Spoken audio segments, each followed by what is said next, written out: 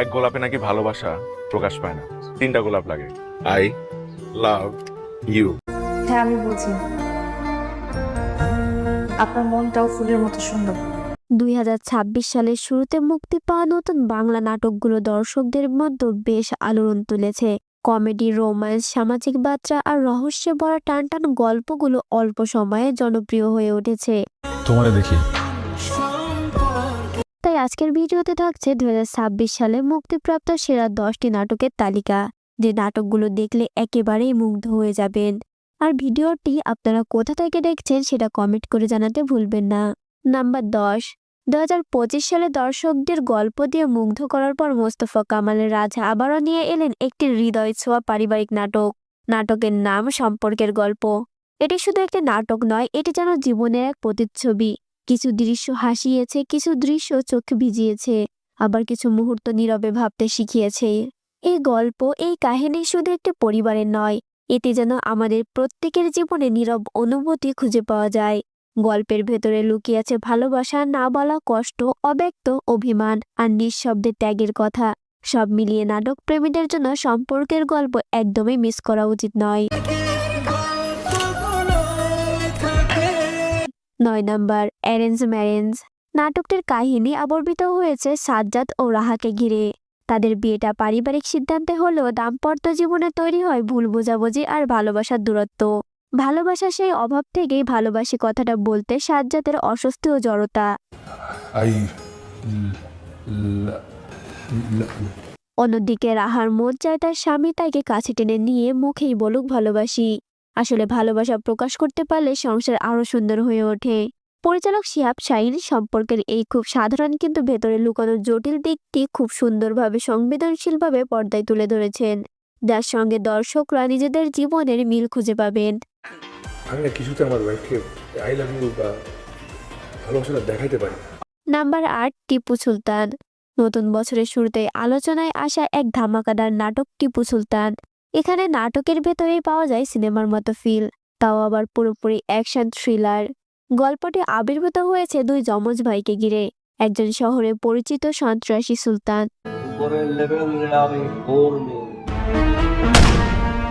আর অন্যজন গ্রামের সহজ সরল ছেলে টিপু। তারা দুজনেই যমজ ভাই, কিন্তু একে অপরের পরিচয় নেই। এদিকে হঠাৎ করে কোনো এক কারণে পুলিশ সুলতানকে এনকাউন্টার করতে চায়, আর সেই ঝামেলার মাঝে অজান্তে জড়িয়ে পড়ে নিরীহ টিপু। এখান থেকেই গল্প নেয় ভিন্ন মোড়। শেষ পর্যন্ত কি ঘটে তা জানতে হলে নাটকটি দেখতেই হবে।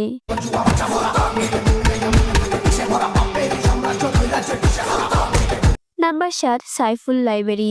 বই আর স্বপ্নে ঘেরা এক নরম অবহের গল্প সাইফুল লাইব্রেরি।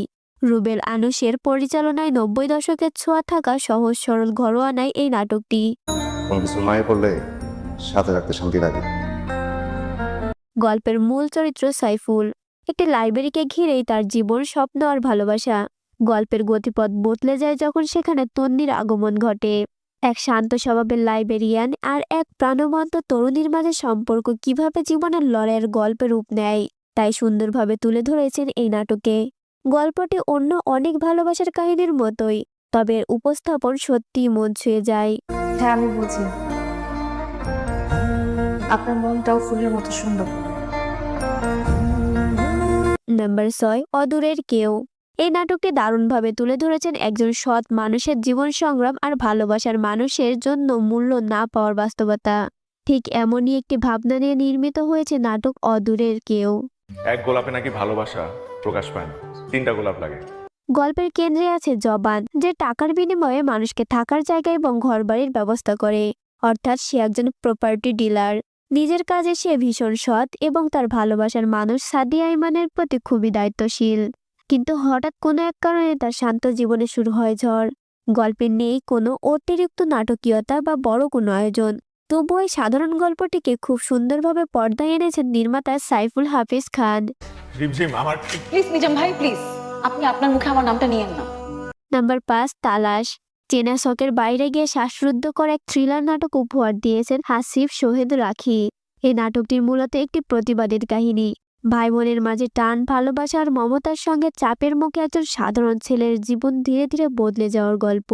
গল্পের ভেতরে রয়েছে এক রহস্যময় ঘটনা, নীরবে লুকিয়ে থাকা ভয় আর বিশ্বাসের আড়ালে জমে ওঠা অপরাধ, সব মিলিয়ে শুরু হয় এক ভয়ঙ্কর অনুসন্ধান। থ্রিলার ঘরোয়ানা গল্প যাদের পছন্দ তাদের জন্য এই নাটকটি নিশ্চয়ই দেখা উচিত। Number 4, smart lodging master. নাটকটির কাহিনী ঘুরে বেড়ায় সেই সব মানুষের জীবনকে ঘিরে যারা পড়াশোনা, টিউশন আর লজিং মাস্টারে করে দিন কাটায়। ঠিক এমনই এক লজিং মাস্টার হলো বেকার আবির ভূঁইয়া, যার বেতন ধরা হয় 1 লাখ টাকা। পরে সে বুঝতে পারে টাকার লোভ দেখিয়ে তাকে এই বাড়িতে নিয়ে আসা হয়েছে, যেখানে মেয়ের পড়াশোনার চেয়ে বেশি গুরুত্ব পায় তাদের ব্যক্তিগত কাজকর্ম। কিন্তু এই মাস্টার একেবারেই সাধারণ কেউ নয়। নিজের ধৈর্য আর বুদ্ধি দিয়ে সে বাবা মেয়েকে উচিত শিক্ষা দেয়। পুরো নাটক জুড়ে রয়েছে হাসির টাটকা জোশ। খায়রুল বাশারকে পিনাকি স্টাইলে উপস্থাপন করা সুমনা সাইমার মিষ্টি অভিনয় হয় নাটকটি বেশ উপভোগ্য করে তুলেছে। এটা তোমার জন্য।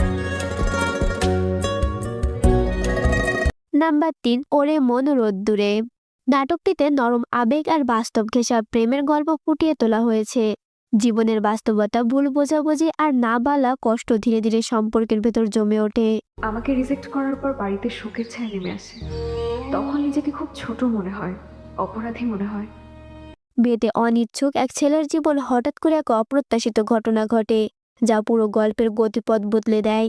বিয়ে, পরিবার আর ব্যক্তিগত স্বপ্নের টানাপোড়েনে নাটকটিকে শুরু থেকে গভীর এবং অনুভবযোগ্য করে তোলে। পরিচালক জিন্নাত তামান্না খুব যত্ন নিয়ে গল্পটি পর্দায় এনেছেন। প্রতিটি দৃশ্যে আবেগ ব্যবহার করা হয়েছে বুঝে শুনে ও সাবধানে। নাম্বার 2, কোটিপতি। আপনি কোটিপতি হলেও সংসারে সুখ না থাকলে এই কোটিপতি হওয়ার কি কোনো মানে আছে? নাটকটিতে এমনই একটি গল্প দেখানো হয়েছে। পরিবারকে কাছে রাখতে গল্পের নায়ক জোবান একজন সামান্য বেতনভুক্ত কর্মচারী হিসেবে অভিনয় করেন। নিজে কোম্পানির মালিক হলেও পরিবারকে জানানো হয় যে তিনি শুধুমাত্র একজন সাধারণ কর্মচারী, কারণ তার ভয় যদি পরিবার জানে তবে হাসি আনন্দ আর থাকবে না। শেষ পর্যন্ত কি ঘটে তা জানতে হলে নাটকটি দেখতে হবে। কোটিপতি হওয়ার গর্বে হতে পারে, কিন্তু মানুষ হওয়াটাই প্রকৃত সম্পদ। আজকে 1 নম্বরে কোন নাটকটি রাখা উচিত ছিল আপনারা কমেন্ট করে জানাতে ভুলবেন না। পর্বটি এখানেই শেষ। ভিডিওটি ভালো লাগলে চ্যানেলটি সাবস্ক্রাইব করুন। ধন্যবাদ সকলকে।